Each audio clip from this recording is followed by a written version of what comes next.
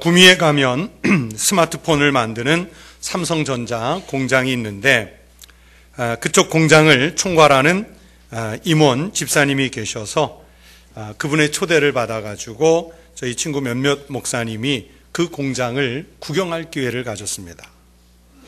그 공장을 돌아보면서 스마트폰의 발달 역사와 그리고 그 스마트폰의 기능을 소개하는 홍보관을 구경하면서 이제 그 설명을 듣고 정말 입이 벌어지는 감탄을 했습니다.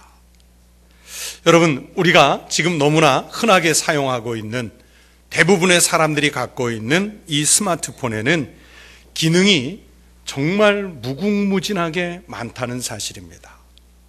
우리는 보통 이 스마트폰을 갖고 어디에다 쓰십니까? 전화 걸고 전화 받고 또 정보 검색하고 조금 한 걸음 나가면 그 정보를 정리하고 사진 찍고 하는 그런 정도로만 쓰고 있는데, 여러분, 그 정도는 바로 이 스마트폰이 가지고 있는 기능 중에서 정말 극히 일부분만 쓰는 것에 불과합니다. 조금만 공부해서 이걸 잘 쓰기로 마음만 먹으면요, 텔레비전과 연계해서 또 컴퓨터와 연결해서 태블릿과 연동해서 오디오 기기하고 조합해가지고요, 거의 무한대의 기능으로 쓸 수 있다는 것을 우리를 안내해준 직원이 한 단계 한 단계 시연해서 보여주는데 정말 감탄했습니다. 여러분, 우리가 그거 어떻게 다 알겠습니까? 또 그 기능을 우리가 어떻게 다 쓰겠습니까? 하지만 분명한 사실은 우리는 사람이 만들어낸 그 기계조차도 다 모르고 산다는 사실입니다.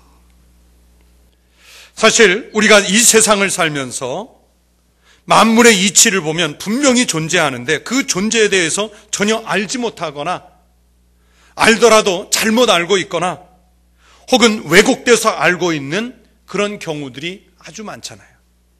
특별히 신앙인의 입장에서 볼 때 하나님의 일은 우리가 더더욱 모릅니다. 하나님의 창조 세계가 끝도 없이 엄청난데 그 엄청난 우주 만물 속에서 우리가 알면 얼마나 알고 있겠습니까? 마치 벼룩이 인간의 일을 모르고 있는 것과 같습니다.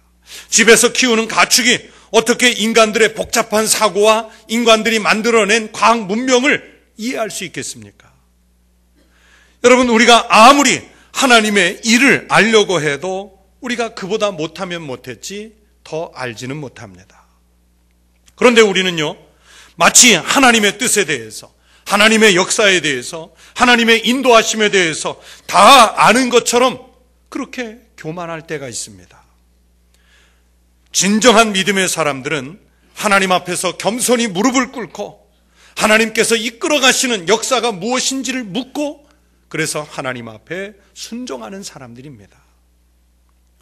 여러분, 예수님께서 우리와 같은 사람의 몸을 입고 이 땅에 강림하심은 우리로서는 다 이해할 수 없는 대목이지만은, 그러나 우리 예수님께서 사람의 몸을 입고 이 땅에 찾아오시는 것은 바로 이 순종과 겸손을 몸소 보여주시기 위해서 오신 것이고, 십자가를 지고 골고다 언덕에 오르셔서 거기에서 물과 피를 쏟아내시면서 그걸 우리에게 실천으로 보여주셨습니다.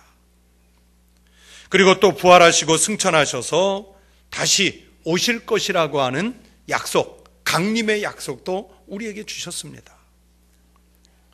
여러분, 예수님이 이 땅에 강림하신 것과 그리고 부활하신 것, 그리고 다시 오시겠다고 하시는 이 약속은 반드시 세상의 종말과 말세와 관련이 있습니다. 하나님은 이미 종말의 때를 정하셨고, 우리가 하루하루를 산다는 것은 바로 그날을 향해서 더 가까이 나가고 있는 삶을 사는 것을 의미합니다. 다만 그날은 아무도 모릅니다. 심지어 성경에서 예수님도 모르신다고 말씀하셨습니다. 마태복음 24장 38절에서 예수님이 말씀하십니다. 그러나 그날과 그때는 아무도 모르나니 하늘의 천사들도 모르고 아들도 모르고 오직 누구만 아세요? 아버지만 아시느니라. 아버지만 아시느니라. 우리가 모른다고 해서 그냥 멍하게 있어서는 안 되지 않습니까? 여러분, 우리의 구원이 완성될 그날이기 때문에 깨어 정신을 바짝 차리고 그날이 우리에게 다가왔을 때 맞아야 합니다. 갑자기 주님이 오셔도 당황하지 않고 맞을 준비를 해야 합니다. 예수님은 반복해서 말씀하십니다. 이러므로 너희도 준비하고 있으랍니다. 생각하지 않은 때에 인자가 오리라. 또 말씀하세요. 그런즉 깨어 있으라. 너희는 그날과 그 때를 알지 못하느니라. 모른다고 그냥 기다리면 안 됩니다. 깨어 있으라고, 준비하고 있으라고 예수님께서 그래서 말씀하십니다. 여러분, 우리 그리스도인이 세상을 살면서 시간을 볼 때 우리 그리스도인은 예수님을 기준으로 봅니다. 여러분, 예수님을 기준으로 볼 때 우리는 두 개의 오심 사이에서 살고 있습니다. 이미 2000년 전에 처음 그리스도가 이 땅에 사람의 몸을 입고 오셔서 이루어진 구원의 은혜와 그리고 앞으로 다시 오셔서 완성하실 그 종말의 때 그 사이에서 우리가 존재하고 있습니다. 여러분, 그날은 우리가 무서워서 도망가는 날이 아니라 구원을 완성하실 날이기 때문에 우리는 소망 중에 그날을 기다립니다. 그날이 오기를 간절히 사모하고 기다리면서 오늘을 삽니다. 그런 의미에서 대림절은 예수님의 다시 오심에 모든 초점을 맞추고 있습니다. 사실 세상의 대부분의 사람들은요, 우리에게 다가오는 그날에 대해서 아주 무관심합니다.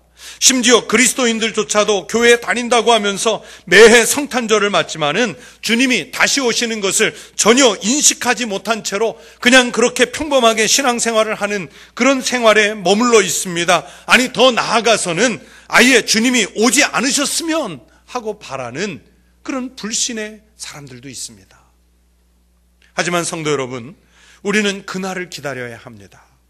빨리 오시기를 간절히 사모해야 합니다. 믿음의 눈을 열고 그때를 바라봐야 합니다. 그리고 주님이 다시 오실 때 우리가 어떤 모습으로 그 주님을 맞이할까, 그때까지 우리는 어떻게 살아야 할까 하는 데에 우리 그리스도인들의 관심과 삶의 무게중심이 옮겨가 있어야 합니다. 그런 면에서 오늘 아침 우리가 읽은 이 본문 말씀은 마지막 때를 사는 우리를 다시 한번 깨우는 아주 중요한 하나님의 말씀입니다. 오늘 본문에서 사도 바울은 지금 이 시기가 종말을 앞둔 위급한 시기라고 말씀합니다. 하루하루 주님의 날을 향해서 가고 있습니다. 그래서 말씀합니다. 이는 이제 우리의 구원이 처음 믿을 때보다 가까웠습니다. 무슨 뜻입니까? 여러분, 우리가 예수 믿은 지 하루 되었으면 주님의 날이 그 하루만큼 가까워진 겁니다. 우리가 예수 믿은 지 1년이 되었으면 이제 우리가 맞이할 그 주님의 날이 그 시간만큼 가까워진 것입니다. 우리가 예수 믿은 지 10년이 되었으면 이제 그 시간만큼 우리가 다시 가까이 다가오신 주님을 맞이하실 시간이 다가오고 있는 것입니다. 그래서 점점 가까워지고 있기 때문에 다시 오실 주님의 그 강림에 우리가 집중해야 합니다. 자다가도 깨어야 합니다. 2000년 전에 처음 오신 주님은 반드시 다시 오실 줄로 믿습니다. 그때 우리의 모든 피조물의 구원이 완성이 됩니다. 반면에 준비하지 못하고 주님이 오시는 것을 맞는 사람들은 심판의 때를 맞이하는 거예요. 그날이 구원의 날이 아니라 심판의 날이 되는 거예요. 성도 여러분, 모든 인생은 주님이 심판하실 그때에 반드시 예수님 앞에 서게 될 것입니다. 그 앞에서 어떤 믿음의 삶을 살았는지 결산을 하는 날을 맞게 됩니다. 그것을 심판이라고 합니다. 여러분 생각해 보세요. 그러면 그때 주님 앞에서 무죄 판결을 받을 수 있을까요? 그때 주님으로부터 잘하였도다, 착하고 충성된 종아 하고 칭찬을 받을 수 있을까요? 아니면 이 무익한 종을 바깥 어두운 데로 내어 쫓으라, 거기서 슬피 울며 이를 갈미 있으리라 하는 아주 냉정하고 무서운 심판을 받을까요? 분명한 사실은 이 세상 어떤 인생도요, 완벽한 의인 없습니다. 여러분 자신을 의인이라고 생각하세요? 의인은 없습니다. 한 사람도 없습니다. 우리가 의인은 아니지만, 그래서 죄인에 불과하지만 그래도 깨우쳐 믿음의 삶을 살려고 해야 주님이 그 구원의 날에 우리를 예쁘게 보실 것 아니겠어요? 그 방편이 바로 우리가 어두운 세상에 살지만 어둠의 일을 벗어버리는 것입니다. 빛으로 옷을 입는 것입니다. 예수 그리스도로 옷을 입고 매일 매 순간을 준비하면서 사는 것입니다. 이것을 오늘 사도 바울은 성경에서 자다가 깰 때라라고 표현했습니다. 자다가 깰 때라. 그러면 어떻게 준비할까요? 무엇을 준비할까요? 사도 바울을 통해서 하나님은 말씀하셨습니다. 때가 악함으로 우리가 지혜 없는 사람들처럼 하지 말고 지혜가 있는 사람으로서 세월을 아껴야 한다고 말씀했습니다.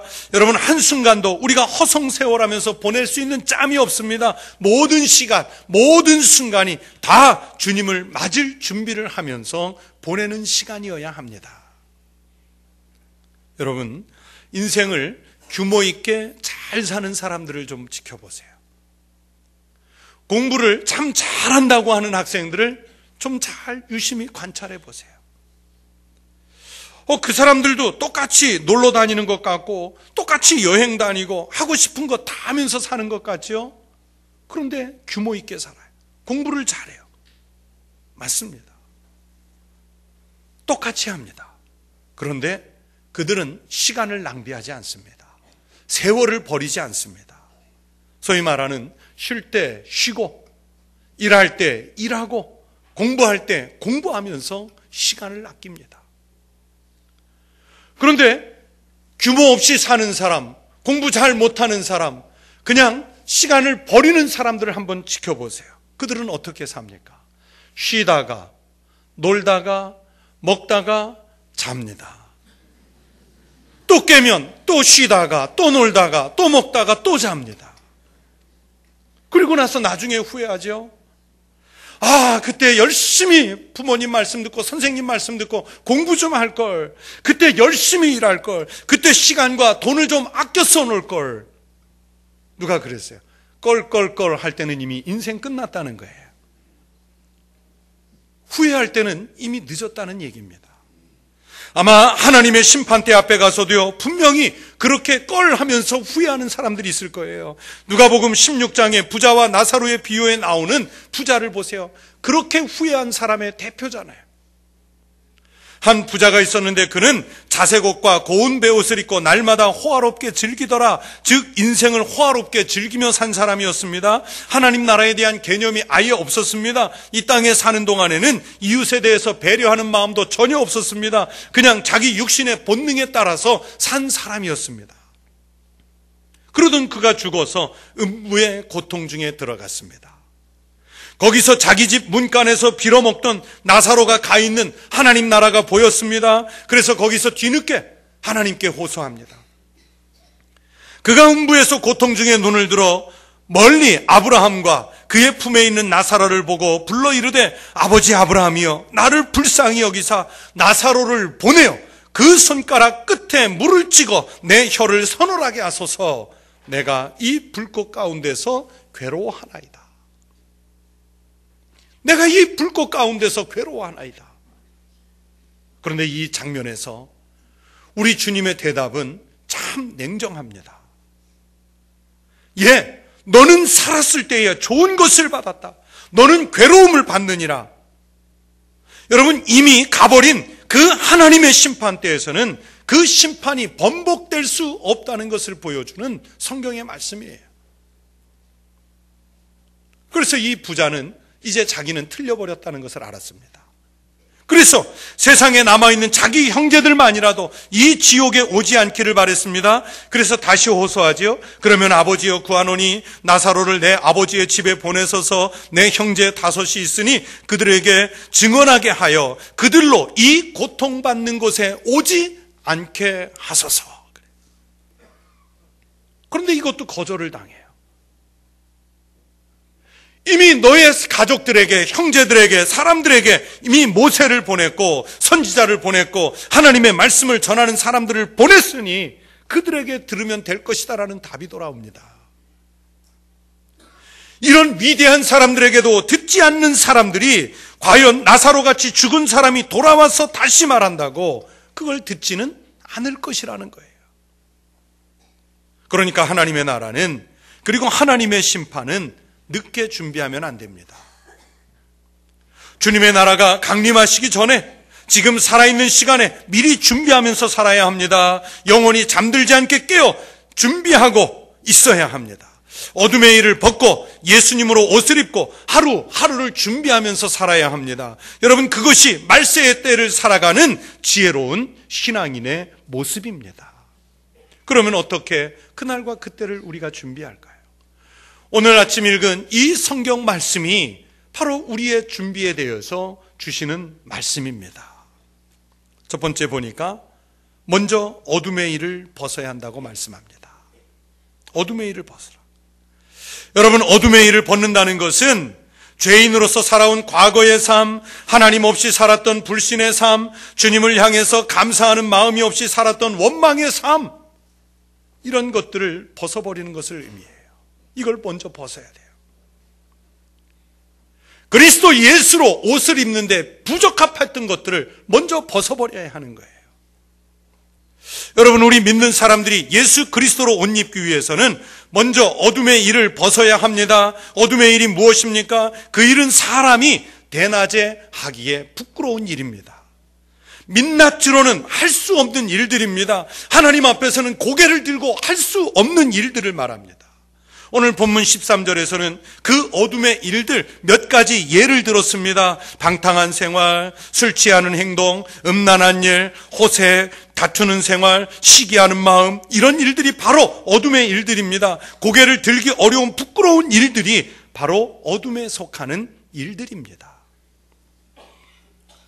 예수님을 알기 전에는 부끄러움 없이 자연스럽게 하던 일일 수도 있습니다. 방탕하고 술 취하고 음란하고 호색하고 사람들과 다투고 누군가에게 분노하고 시기와 질투하는 이런 마음들이 죄인 줄도 모르고 나의 이익을 위해서라면 너무나도 당연하게 행했던 일들입니다. 육신의 본능이 시키는 대로 쾌락적인 삶을 살면서 세상 모든 사람들이 다 그렇게 사니까 나도 그렇게 살아도 된다라고 하는 안이함에 빠져서 우리가 그냥 죄인 줄 모르고 입었던 어둠의 옷들입니다.